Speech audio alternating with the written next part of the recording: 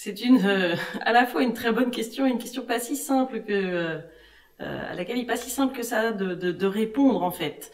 Je crois qu'au début, comme beaucoup de gens au début de leur carrière, je ne sais pas très bien pourquoi j'ai choisi cette voie.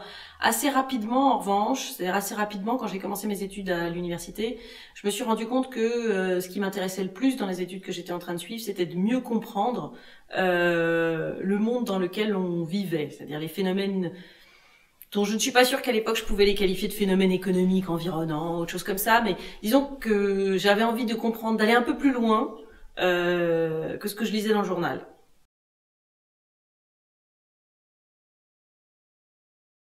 Je suis devenue économiste assez simplement avec un parcours universitaire classique. J'ai fait des études d'économie à l'université, de la première année au doctorat. J'ai fait une thèse d'économie à l'université.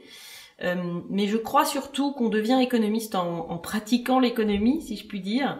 Et dans mon cas, c'est un peu plus de 10 ans de carrière universitaire maintenant, donc au contact des étudiants qui nous font nous poser des questions au quotidien, des collègues, des autres collègues chercheurs, et puis pour moi qui suis une spécialiste d'économie industrielle, économie de l'innovation, qui m'intéresse beaucoup à l'entreprise, évidemment au contact de ces acteurs que sont les entreprises et des échanges que j'ai pu avoir avec eux.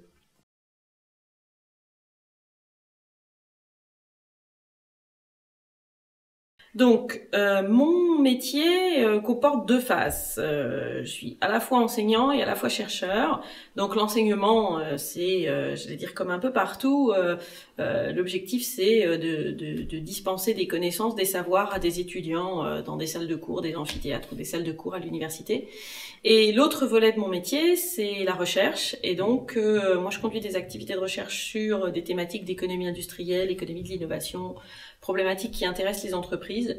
Et donc, au quotidien, c'est prendre connaissance de la littérature, c'est-à-dire des travaux qui ont été conduits par d'autres chercheurs, traiter des données, rencontrer des entreprises, et évidemment rédiger des articles ou des ouvrages essentiellement.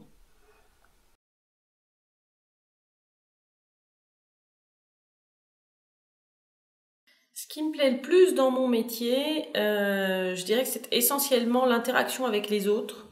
Les autres voulant dire à la fois des collègues chercheurs et dans mon cas, c'est-à-dire sur mes thèmes de recherche, des entrepreneurs, des patrons de l'innovation, des chefs d'entreprise, afin d'essayer d'apporter des réponses ou des éléments de réponse à des questions nouvelles.